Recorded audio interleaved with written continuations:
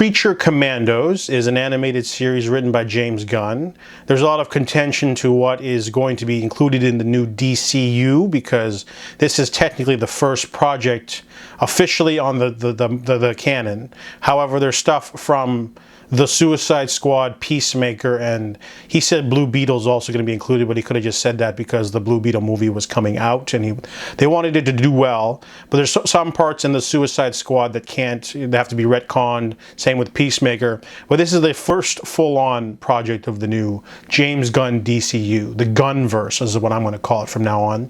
Anyways, after the events of Peacemaker, Amanda Waller is no longer allowed to do Task Force X with people because it's against their human rights.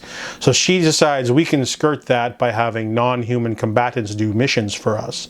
So that she calls them the Creature Commandos, and we're introduced to several non-human characters. They will be led by Rick Flag Sr., and they're going to go try to stop Circe, the sorceress, and her army of incel mercenaries from killing the Princess of Pokolistan. So this is essentially a redo kind of Suicide Squad. And this is James Gunn's wheelhouse. Like if you've seen the Guardians of the Galaxy trilogy or the Suicide Squad, or even the Justice Gang in the new Superman movie, you'll know that he's really good at doing misfits on a mission, or misfits, a group of people doing a thing, found family kind of tropey kind of, it's very similar to that. So this is kind of like his thing, and he's really good at it, and I really like this series. So we're getting a handful of different people. There's Weasel, we've seen him before from the Suicide Squad. We also get his tragic backstory. We also get Bride of Frankenstein. They're just calling her the Bride. She's got a tragic story.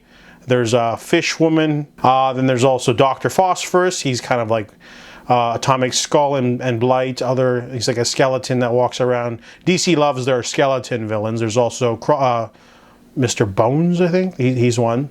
Oh yeah, G.I. Robot. He's basically like a robot created by scientists to kill Nazis, but he finds himself sort of irrelevant in the future because there's no wars against Germany and Nazis anymore, so he's sort of just in prison. You'll find out why. So basically the main storyline is them going to Pokolistan to protect the princess, and of course they have to deal with essentially flashbacks introducing all of these characters and their tragic backstory, which led them to become imprisoned, and then, you know, what they're doing now in the present day.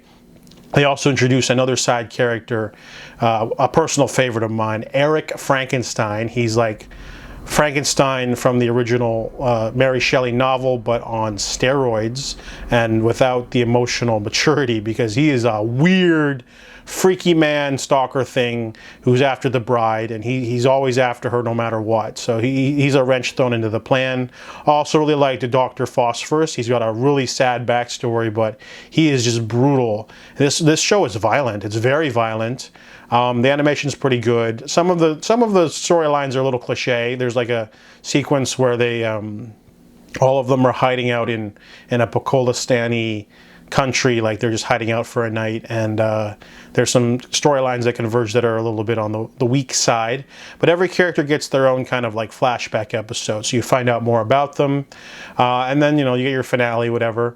Yeah, this definitely is rated R, so that's why it's so in tune with James Gunn's writing, because you don't have to have limits. You can have swearing, you can have sex, you can have brutal violence. All of that was, well, not sex, but I mean, there was no sex in the Suicide Squad, but, oh, there was. Yeah, Harley and the Dictator. Anyway, so like that's all of his stuff that he loves to do, so this series is pretty good.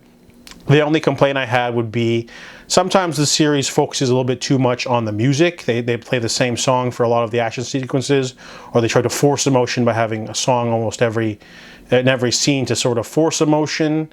Didn't quite like that. And also sometimes the animation looked a little janky, because there'd be a scene with like a character with guns for arms, or two guns, and they're just standing completely still, and then they cut to like people getting shot, but then the person's sort of not moving their arms, and it feels really cheap. It happens 2 or 3 times. It just kind of took me out of the action sequences, because sometimes the animation like is great and they're like tackling each other. Sometimes it looks kind of janky and cheap. I really like Dr. Phosphorous because he's got like a really cool dance sequence with his henchmen. It reminded me of Kung Fu Hustle, like the opening with the Axe Gang. But overall, this is a really well-rounded sort of bingeable show. There will be a season 2, and I really like the sort of weird humor of it. It's basically a redo of Suicide Squad, but with different characters, but a sort of spiritual successor.